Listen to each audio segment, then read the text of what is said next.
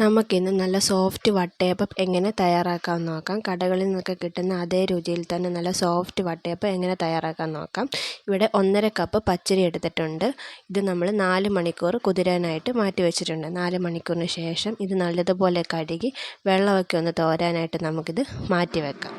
ഇനി നമ്മൾക്ക് വെള്ളം തോർന്നതിന് ശേഷം ഇതിൽ നിന്ന് കുറച്ച് പച്ചരി എടുത്ത് 1/4 കപ്പ് വെള്ളം കൂടി ചേർത്ത് നല്ലതുപോലെ ഒന്ന് അരച്ചെടുക്കാം.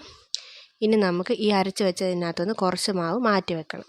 ഇനി ബാക്കി വന്ന പച്ചരിയും 1.5 കപ്പ് പച്ചരിക്ക് 1 കപ്പ് തേങ്ങ ചിരകിയത് എടുത്തിട്ടുണ്ട്. ഇതും കൂടി ഒരു മിക്സിയുടെ ജാറിലോട്ട് ഇട്ട് കൊടുത്ത് ഇതിലേക്ക് ഒരു 1/4 സ്പൂൺ മുതൽ 1/2 സ്പൂൺ വരെ ഈസ്റ്റ് ചേർത്ത് കൊടുക്കാം. ഇനി നമുക്ക് 2-3-4 ഏലക്കയും ആവശ്യത്തിന് മധുരം കൂടി ചേർത്ത് കൊടുക്കാം. മധുരം ഓരോരുത്തർ ആവശ്യത്തിനനുസരിച്ച് ചേർത്ത് കൊടുക്കാം. ഇവിടെ 3 സ്പൂൺ പഞ്ചസാര ചേർത്ത് കൊടുത്തിട്ടുണ്ട്. ഇനി ഇത് നല്ലതുപോലെ ഒന്ന് അരച്ചെടുക്കാം. 1/4 കപ്പ് വെള്ളം കൂടെ ചേർത്തൊന്ന് അരച്ചെടുത്തതിന് ശേഷം നമുക്ക് നേരത്തെ അരച്ച് വെച്ചതിനകത്തോട്ട് ഇത് ചേർത്ത് കൊടുക്കാം. ഇനി നമ്മൾ മാറ്റി വെച്ചിരിക്കുന്ന മാവ് അടുപ്പത്ത് വെച്ച് നല്ലതുപോലെ ഒന്ന് കുറുക്കി വേവിച്ചെടുക്കണം. കട്ട കെട്ടാതെ നല്ലതുപോലെ ഒന്ന് കുറുക്കിയെടുക്കണം. എല്ലാം നല്ലതുപോലെ കുറുകി വെന്ത് വന്നിട്ടുണ്ട്.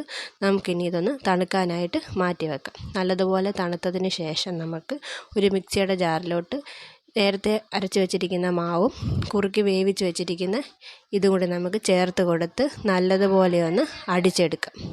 എന്നിട്ട് നമുക്ക് ഇതിലേക്കൊരു 1/4 സ്പൂൺ ഉപ്പും കൂടെ ചേർത്ത് നല്ലതുപോലെ ഒന്ന് മിക്സ് ചെയ്ത് 4 മണിക്കൂർ എങ്കിലും ഒന്ന് കുറഞ്ഞത് റെസ്റ്റ് ചെയ്യാനായിട്ട് മാറ്റി വെക്കാം. 4 മണിക്കൂറിന് ശേഷം ഇത് നല്ലതുപോലെ ഒന്ന് പൊങ്ങി വന്നിട്ടുണ്ട്. ഇനി നമുക്കൊരു തവി ഉപയോഗിച്ച് നല്ലതുപോലെ ഒന്ന് ഇളക്കി യോജിപ്പിക്കണം.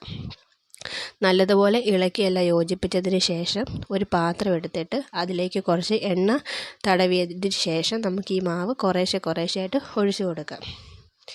എന്നിട്ട് നമ്മൾ ഇഡ്ഡലി തട്ടിൽ ആവിയിൽ നമുക്കിതൊന്ന് വേവിച്ചെടുക്കാം.